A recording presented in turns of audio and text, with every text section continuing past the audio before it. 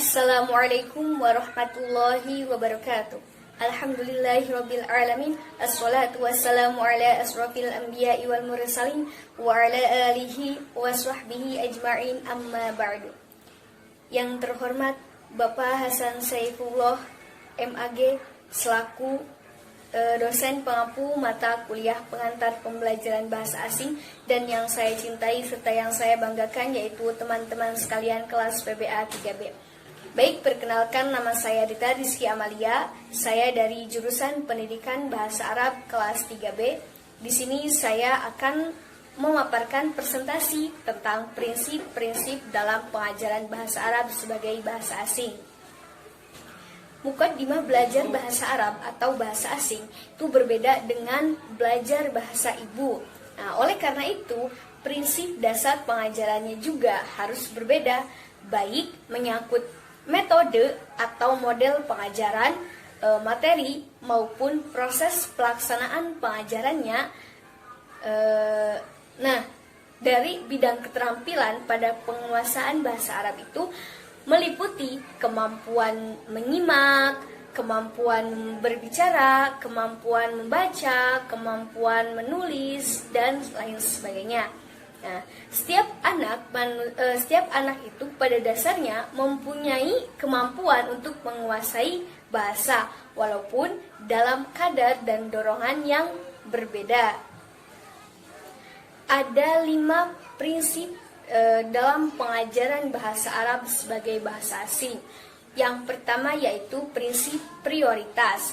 Dalam pembelajaran bahasa Arab ada prinsip-prinsip prioritas dalam penyampaian materi pengajaran, yaitu pertama, mengajarkan, mendengarkan, dan bercakap sebelum menulis.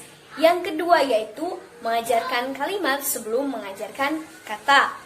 Yang ketiga yaitu menggunakan kata-kata yang lebih akrab dengan kehidupan sehari-hari sebelum mengajarkan bahasa sesuai dengan penutur bahasa Arab.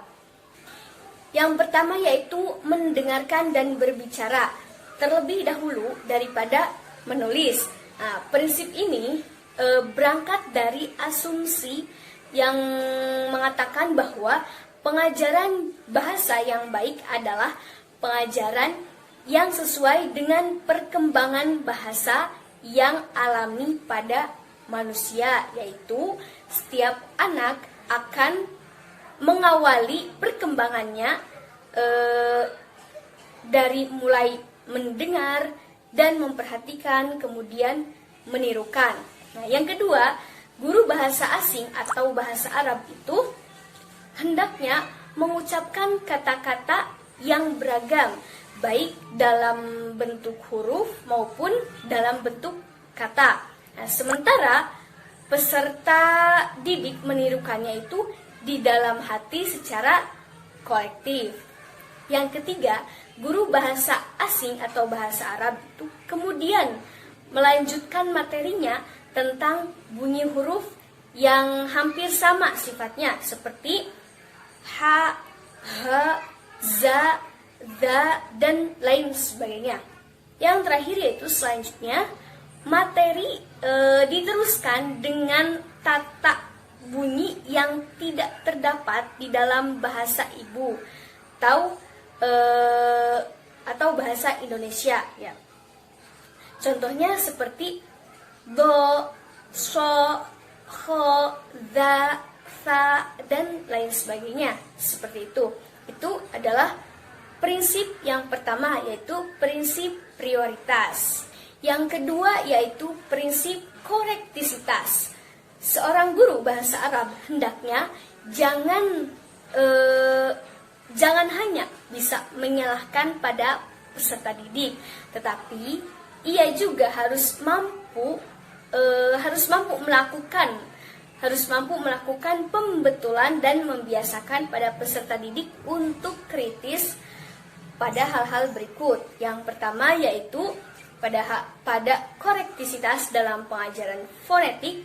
Yang kedua yaitu korektisitas dalam pengajaran sintaksis. Dan yang terakhir yaitu korektisitas dalam pengajaran semiotik. Prinsip yang Selanjutnya yaitu prinsip berjenjang.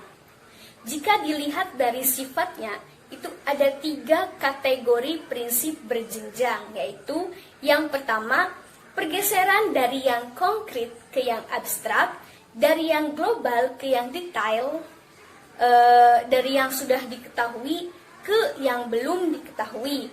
Nah, yang kedua yaitu ada kesinambungan antara apa yang telah diberikan sebelumnya dengan apa yang akan ia ajarkan selanjutnya. Yang ketiga yaitu ada peningkatan bobot pengajaran terdahulu dengan yang selanjutnya, baik itu dari segi jumlah, jam, maupun materinya. Jenjang-jenjangnya itu ada 3. Maksudnya tahapannya itu ada 3. Yang pertama yaitu jenjang pengajaran mufrodat, yang kedua yaitu jenjang pengajaran qawaid atau yang bisa disebut dengan morfem, dan yang terakhir yaitu tahapan pembentukan makna. Prinsip selanjutnya yaitu prinsip pembelajaran kebermaknaan. Prinsip pembelajaran kebermaknaan itu meyakini pentingnya faktor dalam belajar untuk menjadikan peserta didik itu menyerap pelajaran secara lebih lama daripada belajar secara hafalan. Misalnya, dalam mengajar kosakata maupun gramatika, guru itu sebaiknya mengajarkannya dalam konteks atau secara menyeluruh. Yang terakhir yaitu prinsip pujian atau imbalan. Nah, prinsip pujian atau imbalan ini menegaskan bahwa manusia secara universal terdorong untuk melakukan sesuatu karena adanya imbalan. Nah, keampuhan imbalan itu baik dalam perilaku binatang maupun manusia sudah terbukti ya. Nah, contohnya ya, seekor lumba-lumba atau anjing yang cerdik dalam sebuah sirkus mau melakukan perintah pawangnya itu semata-mata karena adanya imbalan yaitu makanan. Nah, sama seperti guru juga. Guru seringkali lupa akan hal ini sehingga mereka itu kebanyakan kikir dalam memberi reward dalam bentuk pujian yang sebenarnya pada konteks-konteks tertentu itu diperlukan seperti itu. Mungkin hanya itu saja penjelasan dari saya. Kurang lebihnya mohon dimaafkan karena saya juga dalam proses pembelajaran. Wallahul muwaffiq ila aqwamit thoriq. Wassalamualaikum warahmatullahi wabarakatuh.